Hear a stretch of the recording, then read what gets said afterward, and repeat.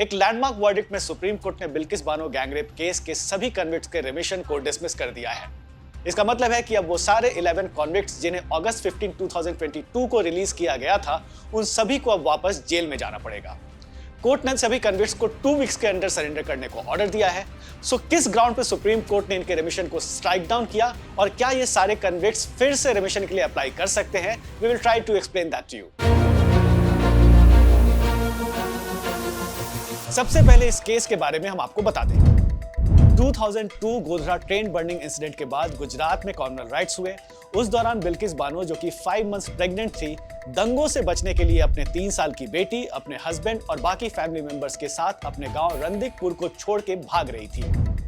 But जब वो छपरवाड़ district पहुंची तो उन्हें 20-30 लोगों की एक मॉब घेर लेती है। बिल्किस बानो के साथ गैंगरेप किया गया और उनकी 3 साल की बच्ची के अलावा फैमिली के 6 और लोग को मार दिया गया। पहले तो गुजरात पुलिस उनके कंप्लेंट पे केस रजिस्टर करने से मना कर देती है। फिर बिल्किस बानो सुप्रीम कोर्ट जाती है, जिसके बाद ये केस सीबीआई इन्वेस्टिगेट करती है। सीबीआई सभी अक्यूज्ड को अरेस्ट करती है, but over fears of tampering evidence इस केस को अहमदाबाद से मुंबई ट्रांसफर कर दिया जाता है। और फाइनली 2008 में एक स्पेशल सीबीआई कोर्ट 13 अक्यूज्ड को रेप, मर्डर एंड कॉन्स्पिरेसी के लिए कन्विक्ट कर देती है और उनमें से 11 को लाइफ सेंटेंस दिया जाता है। स्पेशल कोर्ट के वर्डिक्ट को बॉम्बे हाई कोर्ट में चैलेंज किया जाता है, but Bombay high court special court के वर्डिक्ट को अपहोल्ड करती है। अब बात रेमिशन की। आखिर कैसे इन सभी को रेमिशन ग्रांट हुआ? 2022 में one of the 11 convicts Radhe Shyam Shah approach करते हैं सुप्रीम कोर्ट को seeking pre mature release. Shah 1992 remission policy के बेसिस पे अर्ली रिलीज के लिए अप्लाई करते हैं और आर्गुमेंट देते हैं कि he has already spent 15 years in jail. Supreme court Gujarat government को शाह के अपील को कंसीडर करने के लिए कहती है and finally based on governments panel recommendation सारे कॉन्विक्ट्स को 15 अगस्त 2022, जिस दिन देश इंडिपेंडेंस डे सेलिब्रेट कर रहा था, उस दिन इन सभी को जेल से रिलीज कर दिया जाता है। What was shocking was to see the felicitation these convicts got after being released from the jail. इनके सपोर्टर्स फूल, माला और मिठाई खिला के इनका स्वागत करते हैं और फिर बिल्किस बानो इन सभी कॉन्विक्ट्स के रिमिशन के अगेंस्ट सुप्रीम कोर्ट पहुंचती है।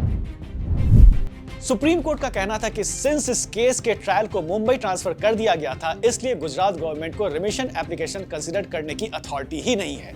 The Supreme Court said, as per the provision of the Section 432 of the Code of Criminal Procedure Code, an application for remission can only be before the government within whose territorial jurisdiction the applicant were convicted. And इस case में वो state है महाराष्ट्र, ना कि गुजरात जहां crime हुआ। Court ने कहा कि सारे कॉन्विक्ट्स के रिमिशन 1992 पॉलिसी ऑफ गुजरात के बेसिस पे कंसीडर किया गया था, जो कि इस केस में एप्लीकेबल नहीं है क्योंकि 2014 में इस पॉलिसी को रिप्लेस कर दिया गया था एंड 2014 की policy remission to convicts in heinous crime को अलाउ नहीं करती। क्रिमिनल जस्टिस सिस्टम में रिमिशन और रिडक्शन ऑफ सेंटेंस के प्रोविजंस हैं। सुप्रीम कोर्ट के इस वर्डिक्ट के बाद सारे कॉन्विक्ट्स को अब महाराष्ट्र गवर्नमेंट को अप्रोच करना पड़ेगा रेमिशन के लिए। अब उन्हें रेमिशन ग्रांट होगा या नहीं, ये महाराष्ट्र स्टेट रेमिशन पॉलिसी पे डिपेंड करता है। आपको बता दें कि 2022 में सुप्रीम कोर्ट जाने से पहले राधे श्याम शाह ने रेमिशन के लिए गुजरात हाई कोर्ट में अपील किया था, but that time Gujarat high court ने कहा था कि इस पर डिसीजन महाराष्ट्र गवर्नमेंट का होगा।